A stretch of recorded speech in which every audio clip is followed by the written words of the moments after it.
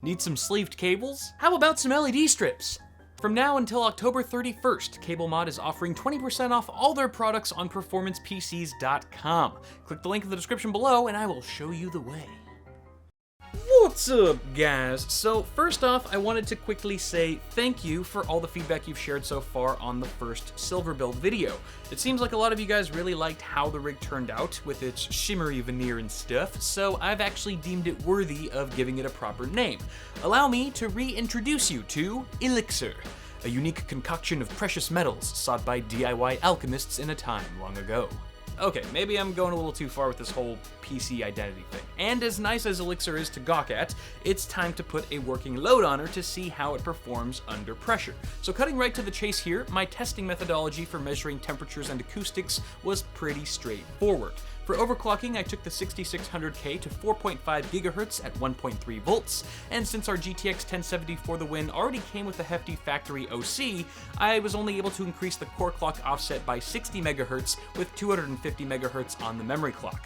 After running Unigine Heaven 4.0 for about 35 minutes with an ambient temp of 26 degrees Celsius, our GPU core clock averaged out at a steady 2 GHz, while our memory clock reached 2163 MHz. Temperatures were a little high here, hovering around 77 degrees Celsius most of the time, with a max of 79.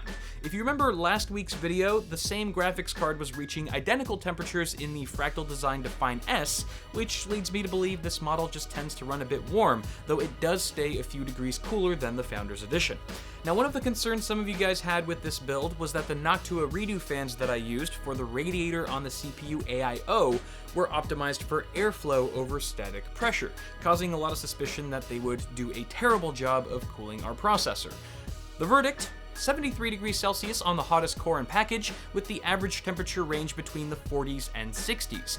That's actually not too bad considering our 4.5 GHz overclock, and I don't think those temps are anywhere close to posing a threat to our CPU. How much cooler the chip would stay if switching to proper radiator fans is the topic for another video, which may come around sooner than you think. At the very least, even if these aren't the best possible fans for the task at hand, the redo line is advertised to be whisper quiet while meeting Noctua's industry-leading standards and all that good stuff. So, with the system firing on all cylinders, let us begin our obligatory sound test.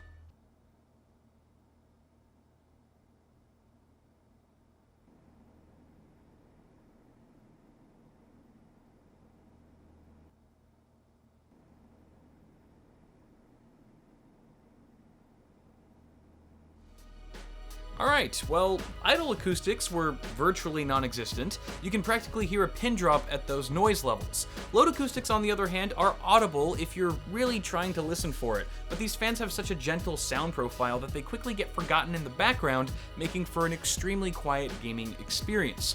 It seems the folks over at Noctua have done it again and impressed the hell out of us. GG, guys. GG.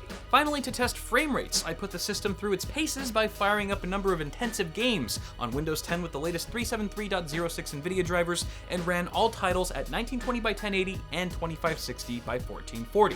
With our handsomely spec'd hardware running overclocked, let's dive into today's epic mosh pit of benchmarks.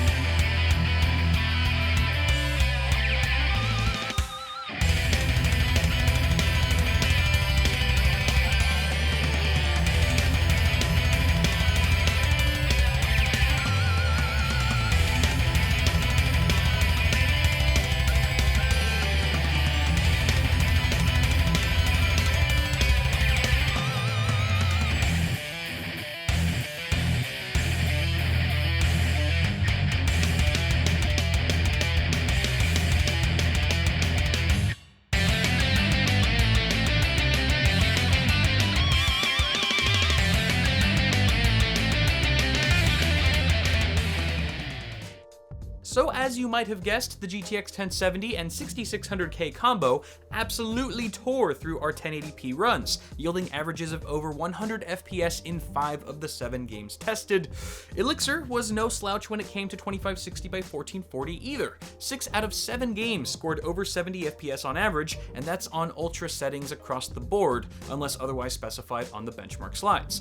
While our GPU temps could stand to be a bit improved overall, today's testing points to a very capable machine that delivers high-end Quad HD gaming while demanding little of your ears, if certainly not your eyes. That's gonna do it for now, guys. Let me know what you think of these benchmarks in the comments below, and don't forget to toss me a like on this video if you enjoyed it. Before you guys go, feel free to check my store and pick up a limited edition CPU cooler hoodie to keep you warmer than an AMD chip for the holidays. As always, thank you guys for watching. Subscribe to the channel if you haven't already, and I will see you all in the next video.